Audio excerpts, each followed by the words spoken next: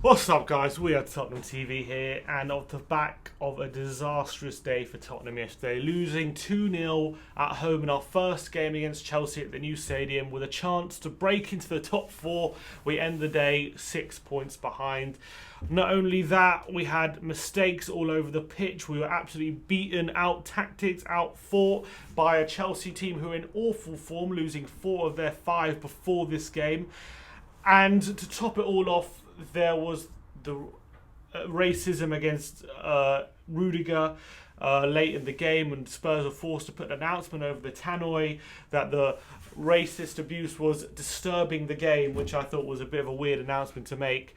But absolutely awful day all day round, and we have to learn from what happened yesterday if we're going to go forward and challenge really for that top 4, because yesterday, Chelsea were the better side by far. It was worrying how little control we had of the game. Chelsea started the day with a 3-4-3, and as soon as I saw that lineup, I was a bit worried. I thought that lineup could counteract with the good stuff that we have going. We know that Chelsea are able to play a 3 at the back. They've played that system a few times this season, obviously under Conte as well.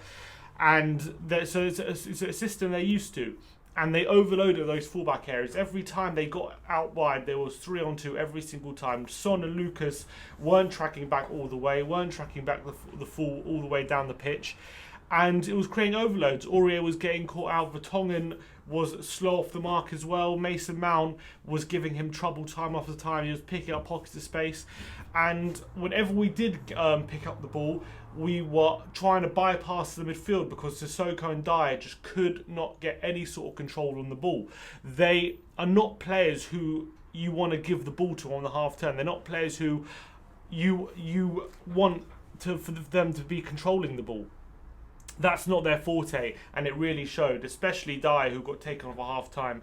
He doesn't know how to look up. He doesn't know how to turn on the ball. And when you got up against quality midfield players like Kovacic and Kante, that's always the worry. They don't have the quality on the ball that's required at this top level, and it really showed in this game. We were outplayed completely, and credit to Chelsea who came into this game on the back of a very poor run of form. They really showed up. They turned up in this game.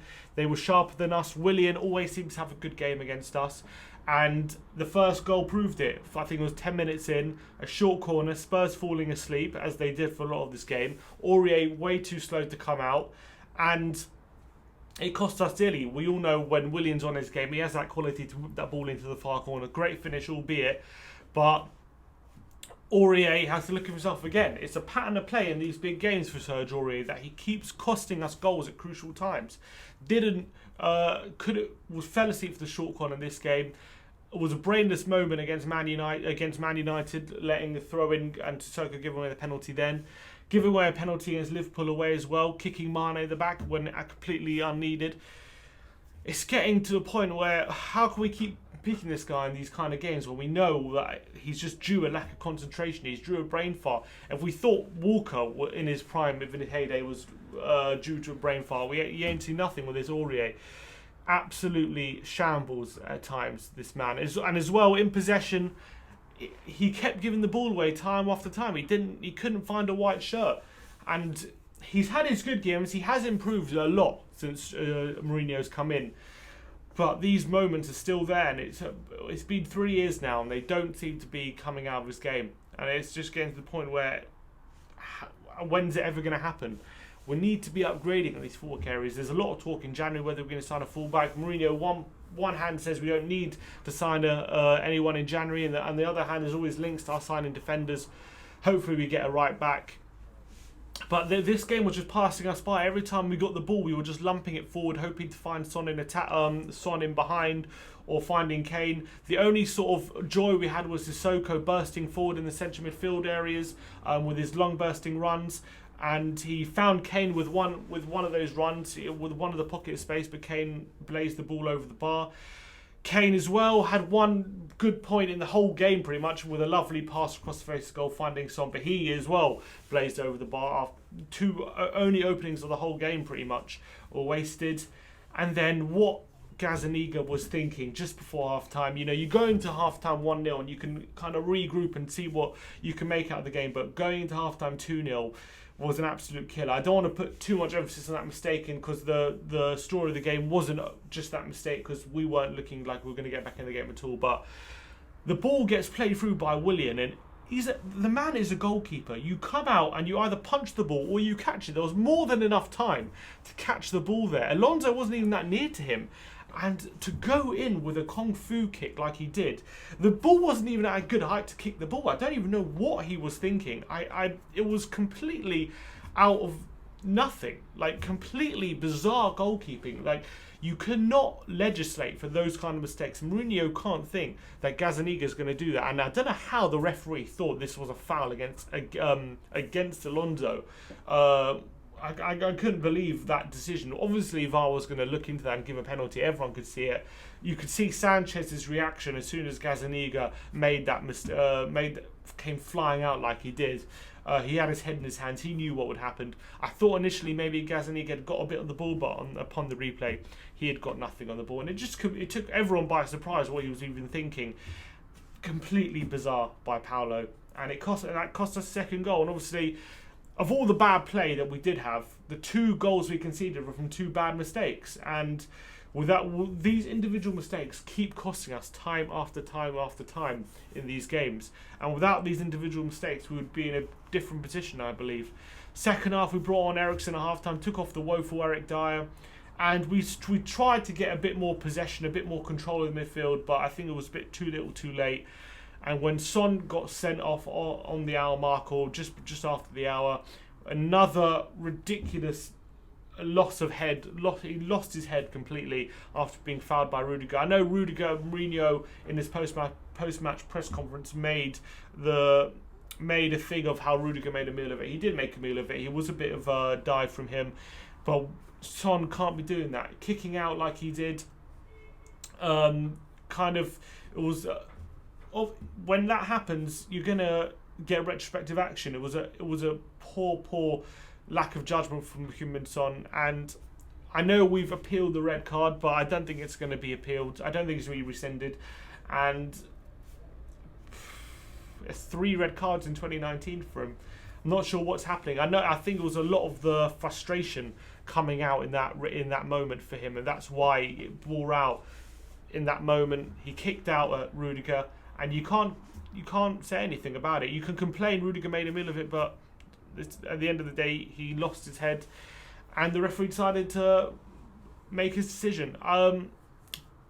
Whether VAR should have overturned it, I don't know if anyone would have said anything if VAR just maybe gave him a yellow card or whatever, but they did give him the red. You can't really complain much about it, Heung-min Son.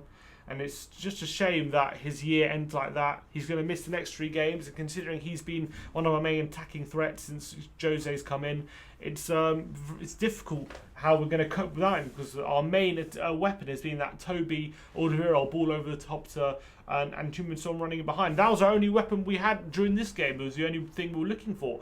And without that weapon, how are we going to be breaking down these teams? Or hopefully we find another way.